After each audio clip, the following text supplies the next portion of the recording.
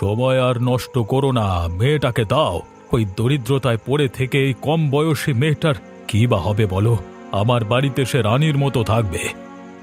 কিন্তু বাবু, আমায় দয়া করুন, ও আমার নাতনি, ওর বোনকে ছেড়ে কিভাবে থাকবে? বোন? ওই যে দাঁড়িয়ে আছে ওই মেয়েটা, সে তো বড়, নিজের দেখভাল করতে পারবে, কিন্তু এই ছোটটি এখানে মরবে খেতে না পেয়ে। তুমি এদিকে এসো মা, এদিকে এসো, এদিকে এসো। দাদি, দাদি, আমি যাব না, আমায় বাঁচাও।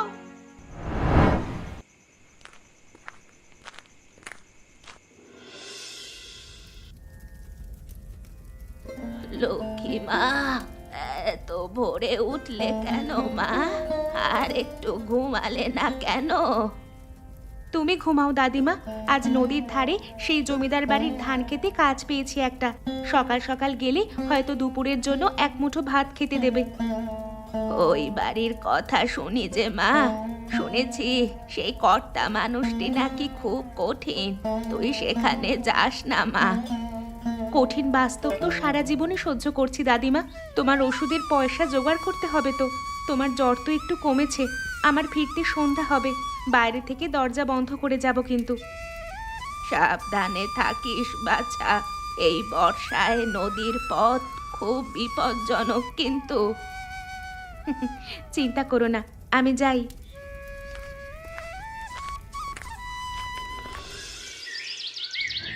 মালতী, বাবা আবার গরিব পল্লীর জন্য সাহায্য বন্ধ করবার সিদ্ধান্ত নিয়েছেন। বলছেন তারা অলস, সাহায্য পেলে আর কাজ করবে না। তোমার বাবার ইচ্ছা, তিনি যা বলবেন তাই হবে। কিন্তু এটা তো ঠিক নয়। বন্যার পর ওদের অবস্থা প্রচণ্ড খারাপ আমার মনে হয়। তোমার মনে হওয়ায় কি হবে? এই বাড়ির নিয়ম তো তুমি জানো। বাইরের দুঃখ কষ্ট আমাদের দরজার বাইরেই থাকবে চিরকাল। কখনো কখনো মনে হয় এই সমস্ত ঐশ্বর্য আমাদের চোখেই যেন ধুলো দেয়। দেখতে পারি না বাইরের জগতে কি ঘটছে। দেখবো কেন? আমরা যেখানে আছি সেখানেই খুশি থাকা উচিত। যাও, বাবা হয়তো তোমাকে খুঁজছেন। না না, এত দ্রুত আমার ধান গাছ, সর্ষের ক্ষেত সব শেষ হয়ে যেতে পারে না। লক্ষ্মী, ফিরে আয় মা, ফিরে আয়। বন্যা হবে, জলদি ফিরে আয়। আসছি দাদিমা।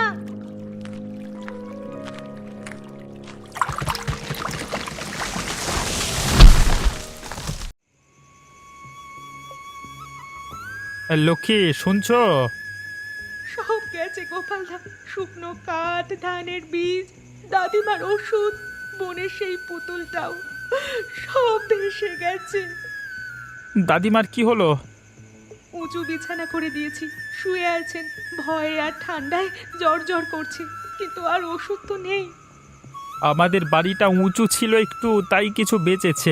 মা দিয়েছেন তোমাদের জন্য, দাদিমার জন্য নিয়ে এসেছি। তোমার বাড়ির অবস্থাও তো ভালো নয়, আর আমরা আবার তোমাদের উপর বোঝা হচ্ছি। আমরা তোমাদের প্রতিবেশী লক্ষ্মী, দুঃসময়ে একে অপরেরই তো সত্যিকারের পাশে থাকা উচিত। তুমি যখন ছোট ছিলে আমার মাকে খাবার দিয়েছিলে, মনে আছে? আজকে আমার পালা। এই বন্যা সব কেড়ে নিয়েছে, এটা ঠিক, কিন্তু মাটি আর আমাদের হাত তো কেড়ে নেয়নি। যখন জল সরে যাবে আমরা চাষ শুরু করব, আমি সাহায্য করব তোমাদের। ধন্যবাদ গোপালদা। দেখেছিস মালতী, প্রকৃতি নিজেই পরিষ্কার করে দিচ্ছে সব। ওই নিচু জমিতে ওদের বসতি থাকাই উচিত নয়। এখন ওরা নিজেরাই চলে যাবে, বন্যায় সব সাফ হয়ে গেছে। বাবা, ওই ঝুপড়িগুলোর মধ্যে কতজন লোক ছিল? মানে কিসের হিসেব? 20-30 যাই হোক, তুই এগুলো নিয়ে ভাবিস কেন আবার? ওরা এখন আছে কোথায়? রাতে শোয়ার জায়গা আছে ওদের? খাবার আছে? শিশুরাও আছে নিশ্চয়ই ওদের মধ্যে। আচ্ছা, তুমি কি কখনো ভেবে দেখেছো যে ওদের মধ্যে কেউ হয়তো তোমারই পরিবারের কেউ হতে পারে, বহু বছর আগে হারিয়ে যাওয়া কেউ? মালতী, কি বলছিস? কে তুই? কে তোকে সব কথা শিখিয়েছে? বিশ্বজিৎ? কেউ শেখায়নি, আমি নিজেই দেখছি। আজ সারাদিন ছাদে দাঁড়িয়ে দেখেছি তোমার সেই অলস গরিবরা কিভাবে একে অপরকে টেনে তুলছে কাদা থেকে, আর আমরা শুধু হাঁ করে দেখছি। তুই বুঝিস না মা, এটাই দুনিয়ার চাল। শক্তিশালীরা থাকে আর দুর্বলেরা যায়। তুই আমার মেয়ে, রাজবধূ, তোকে এসব নিয়ে ভাবতে হবে না। না, আজ থেকে আমি ভাববো, কারণ যদি আমি তোমার মেয়েই হই তাহলে আমার বোধহয় একটা বোন ছিল, যে এই বন্যায় হয়তো ডুবে মরছে।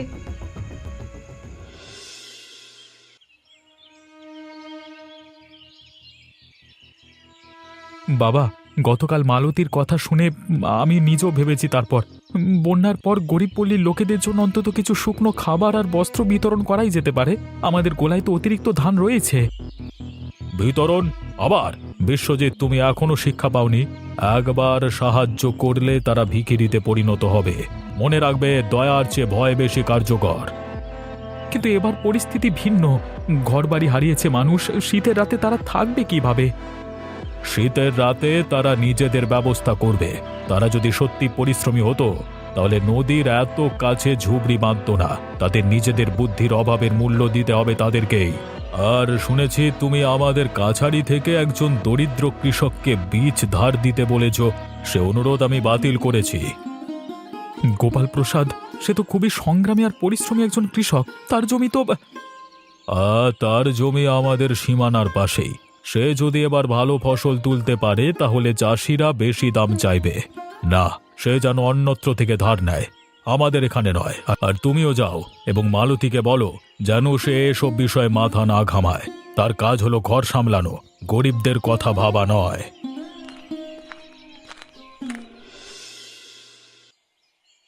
দাদিমা আজ কিছুটা ভালো আছে। তুমি যে ওষুধটা এনে দিয়েছিলে তাতে জ্বর কমেছে।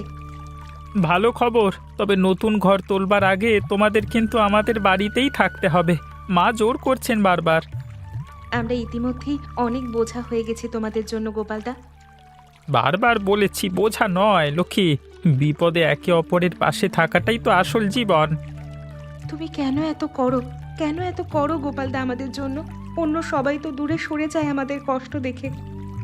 কারণ আমি দেখতে পাই তুমি কতটা শক্তিশালী, কিভাবে তুমি দাদিমার দেখাশোনা করো, কিভাবে এই ধ্বংসের মধ্যেও আবার শুরু করছো।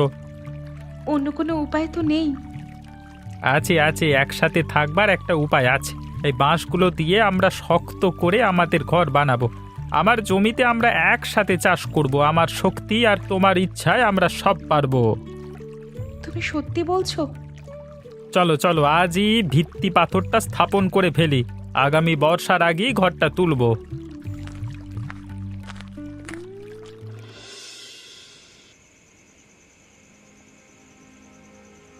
মালতী, সারাদিন চুপ আছো, কিছু হয়েছে? আচ্ছা, তুমি কি মনে করো আমার একটা বোন ছিল? কেন হঠাৎ এমন কথা? বাবা কিছু বলেছেন? না, তিনি কিছুই স্বীকার করবেন না। কিন্তু আমি মাঝে মাঝে স্বপ্ন দেখি, একটা মাটির ঘর, একটা কাঠের পুতুল আর একটা মেয়ে যাকে আমি দিদি বলে ডাকি। এটা কি শুধুই স্বপ্ন? মালতী, আমি শুনেছি কিছু গল্প। অনেক বছর আগে যখন আমি খুব ছোট, বাবা একবার দূরের একটি গরিব পল্লী থেকে এসেছিলেন। সঙ্গে এনেছিলেন একটি মেয়েকে, যেন তার নতুন কন্যা। লোকজন অনেক কথা বলতো, মানে সে আসলে বলো, সে আসলে কি? আসলে কি তা নিশ্চিত করে কেউ জানে না। বাবা কখনোই সে বিষয়ে কথা বলেননি। এবং যে গ্রামের কথা বলছো সেটিই তো এই বন্যায় সবচেয়ে বেশি ক্ষতিগ্রস্ত হয়েছে। তাহলে ওই গ্রামেই খোঁজ নিতে হবে। যদি সত্যিই আমার বোন থেকে থাকে, সে এখন বিপদে আছে, হয়তো মারা গেছে। আমরা কিছুই করলাম না। শোনো মালতী, শান্ত হও। যদি সত্যি কিছু থেকে থাকে, বাবা কখনোই আমাদের যেতে দেবেন না। তিনি সাহায্য পাঠানো বন্ধ করে দিয়েছেন, মনে আছে? তাহলে আমাকেই কিছু করতে হবে, গোপনে। তুমি কি আমাকে সাহায্য করবে? করব, তবে খুব সাবধানে। আগামীকাল সকালে আমি বলবো বন্যা ক্ষয়ক্ষতি নিরূপণের জন্য নদী তীরে যাচ্ছি। তুমি আমার সাথে আসবে, কিন্তু প্রতিজ্ঞা করো কিছু করবার আগে আমার সাথে আলোচনা করবে। প্রতিজ্ঞা করছি। ধন্যবাদ। বাবু, এক মুঠো চাল দেবে, ভাত করব। বাসাটা খিদে কাঁপছে। বাবা, ওনাকে দাও কিছু। এখান থেকে ওদিকে সামনে যে বটগাছ, সেখানে গিয়ে রান্না করো। এই, তোমরা সবাইকে সমানভাবে বিতরণ করো। শিশু এবং বৃদ্ধদের আগে দেবে। দেখো বাবা, ওই ঘরটাই সবচেয়ে আগে ভেসেছিল। ভাগ্য ভালো, ভেতরের লোকজন বেঁচে গেছে। মালতী, যদি সত্যি সত্যি কেউ আমাদের হারানো পরিবার থাকে এখানে, আর সেই বন্যায় মারা যেত, তাহলে তাহলে আমরা কখনোই নিজেদের ক্ষমা করতে পারতাম না বাবা, কিন্তু এখনো দেরি হয়নি, আমরা খুঁজে পেতে পারি তাদের। বাবা আমাকে ডেকেছো? হ্যাঁ, আজকে তুমি যে তালিকাটি দিয়েছো গরিব পল্লীর লোকেদের বীজ ধার দেওয়ার, তার থেকে আমি কিছু নাম দেখে নিয়েছি। ও ভালো, তাহলে আমি আগামীকালই ব্যবস্থা করব। না, আমি বলছি আমি কিছু নাম বাতিল করে দিয়েছি, বিশেষ করে গোপাল প্রসাদের নাম। গোপাল প্রসাদ? কিন্তু সে সবচেয়ে সচ্ছল এবং বিশ্বস্ত কৃষক, তার জমিও ভালো, সে তো নিশ্চিতভাবেই শোধ করবে। শোধ করবার বিষয় নয়। শোনো বিশ্বজিৎ, আমার কান পর্যন্ত খবর এসেছে সেই গোপাল প্রসাদ নাকি আমাদেরই এলাকার একটি মেয়ের সাথে সম্পর্কে জড়িয়ে পড়েছে। লক্ষ্মী নামের কোনো একটা মেয়ে। আমি সেই মেয়েটির কথা জানি, তার ঠাকুমা আমার কাছেই কাজ করত বহুকাল আগে। তারা গরিব, আর এমন গরিবদের আমি পছন্দ করি না। কিন্তু বাবা, সেটা গোপাল প্রসাদের ব্যক্তিগত জীবন। ব্যক্তিগত জীবন আমার কাছে ততদিনই ব্যক্তিগত থাকে যখন তা আমার জমিদারির শৃঙ্খলায় ব্যাঘাত না ঘটায়। যদি গোপাল প্রসাদ ওই মেয়েকে বিয়ে করে, তার দায় বেড়ে যাবে। সে আমার কাছ থেকে ধার নিয়ে অন্য কোথাও চলে যেতে চাইবে। আমার উর্বর জমির পাশে তার জমি, সেটা আমি হারাতে পারি না।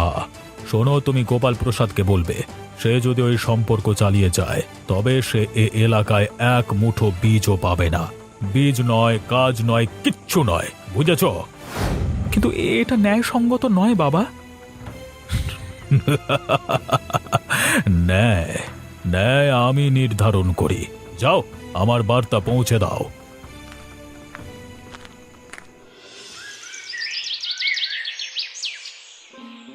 লক্ষ্মী, তুই এখানে আছিস মা? হ্যাঁ দাদিমা, আমি এখানে আছি, একটু জল দেব? না, জল না। শোন মা, আমার বলার সময় বেশি নেই, আমার একটা শেষ কথা আছে। না দাদিমা, ওরকম বলো না, তুমি ভালো হয়ে যাবে। গোপাল ও খুব ভালো ছেলে।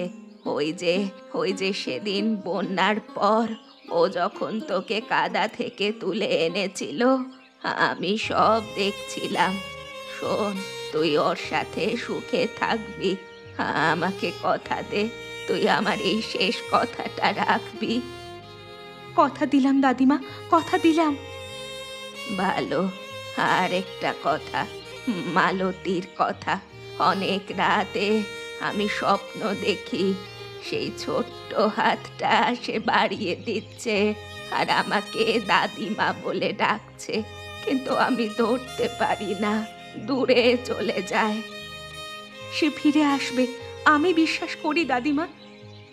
যদি ফিরে আসে তাহলে তুই ওকে বলিস দাদিমা তোকে ক্ষমা করেছে, ও দোষ করেনি, ওকে কেড়ে নেওয়া হয়েছিল। বলিস আমি ওকে ভালোবাসতাম ঠিক তোর মতোই। লক্ষ্মী, তুই আমাদের গর্ব। তোর মা বাবা ওরা যদি দেখতে পেত তুই কত বড় হয়েছিস, ওরা গর্ব করত। না, আমি পারি না, আমি রক্ষা করতে পারিনি কাউকে। পারিসনি? এই বুড়িটাকে এত বছর বাঁচিয়ে রেখেছিস, এটাই তো ভালোবাসা। আমার একটা অনুরোধ মা, আমার সেই লাল কাপড়টা যেটা তোর মা দিয়েছিল সেটা দিয়ে দুপুর বেলায় আমায় দিস। আর বাইরে পাখি ডাকছে না? সকাল হয়ে গেছে। হ্যাঁ, সূর্য উঠছে। যেদিন দাদিমা, ভালো থেকো দাদিমা, মালতীকে তোমার কথা বলবো, আমি কথা রাখবো তোমার।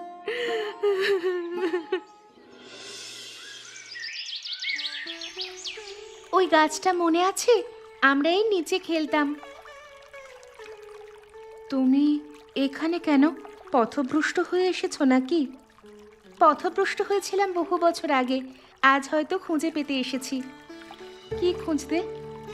আমার বোনকে খুঁজতে এসেছি আমি। তোমার বোন? তার নাম লক্ষ্মী, আমি মালতী। আর এটা আমাদের দুজনের পুতুল, দুজনের জোড়া ছিল দুজনের কাছে। তুই মালতী? সত্যি সত্যি তুই? দিদি, আমাকে চিনতে পারছিস না? সেই যে তুই আমাকে বুকের মধ্যে লুকিয়ে রেখেছিলি, রাতে ভয় পেলে তুই গান গেয়ে শোনাতি। না, এটা স্বপ্ন হবে হয়তো। বারবার স্বপ্ন দেখি আর রোজ ভোরে ঘুম ভেঙে কাঁদি। স্বপ্ন নয় দিদি, আমি এসেছি সত্যি। তুই দেখ, আমি বড় হয়েছি, কিন্তু তুই তুই ঠিক সেই রকমই আছিস। চোখে সেই একই ভালোবাসা। মালতী, ও আমার মালতী, তুই কোথায় ছিলি বোন?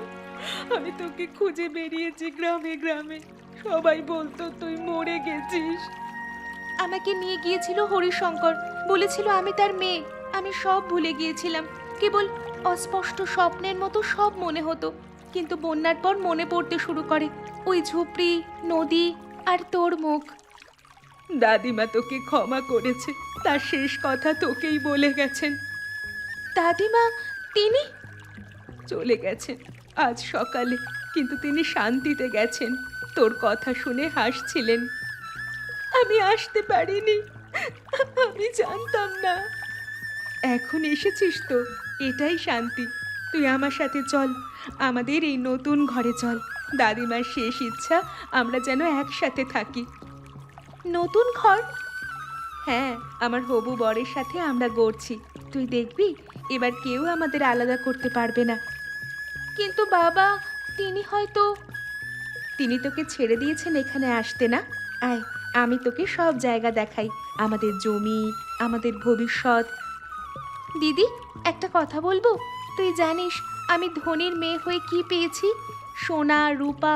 কিন্তু রাতে ঘুমাতে গেলে কেউ আমার পাশে বসে গান গাইতো না। কেউ ভয় পেলে বলে দিত না, ভয় পাস না, দিদি আছে। এখন থেকে বলবো, প্রতি রাতে চিরকাল, আমি চিরকাল তোর পাশে থাকবো। এবার কেউ তোকে নিয়ে যেতে পারবে না। এটাই কি রান্নাঘরের জানালার জন্য ঠিক হবে? হ্যাঁ ঠিক, ওইটা ওখানে রাখো। ধন্যবাদ বিশ্বজিৎ দা। দিদি, এই মাটির হাঁড়ি কয়টা কোথায় রাখবো? বাবা বলেছিলেন নতুন ঘরে নতুন বাসন চাই। তুই সত্যি আমাকে রাজকন্যা বানাতে চাস? ওগুলো রান্নাঘরে রাখ, সাবধানে। গোপাল প্রসাদ, বাবু। আমি তোমার জন্য একটা জিনিস এনেছি, একটা নতুন নাগলের ফাল। শুনেছি তোমার পুরনোটা ভেঙে গিয়েছিল বন্যার সময়। অনেক ধন্যবাদ বাবু, কিন্তু আমি যে কোনো কিন্তু নেই। তুমি একজন ভালো কৃষক, আর তুমি লক্ষ্মীকে যে সম্মান দিয়েছ, সে বন্যায় সে কথা আমার কানে এসেছে। আমি ভুল ছিলাম গো লক্ষ্মী, আমি অনেক কিছু কেড়ে নিয়েছি। তোমার বোন, তোমার শান্তি, তাই নতুন করে ক্ষমা চাওয়ার কিছু নেই। কিন্তু আজ থেকে আমি তোমাদের দাদু। যদি তোমরা রাজি থাকো। তাহলে আর দেরি কেন? এই দরজাটা আজকে শেষ করে ফেলি। হ্যাঁ হ্যাঁ, চলো চলো চলো, আর বলো আমাকে কি করতে হবে বলো। আর এই দরজা কখনো বন্ধ থাকবে না। মালতীর জন্য, বিশ্বজিৎদার জন্য, সবার জন্য সব সময় খোলা। তাহলে শুরু হোক আমাদের গল্পের নতুন অধ্যায়, আমাদের দুই বোনের গল্প, যেখানে শুধু দুজনের নয়, আমাদের সবার গল্প থাকবে। আর তোমরাও আমার মতো স্বার্থপরতা ভুলে সবাই মিলেমিশে থেকো। আর আমাদের গল্পটা কেমন লাগলো অবশ্যই কমেন্ট করে জানিও। আর চ্যানেলটিকে সাবস্ক্রাইব করে আমাদের পাশে থেকো কিন্তু। হ্যাঁ।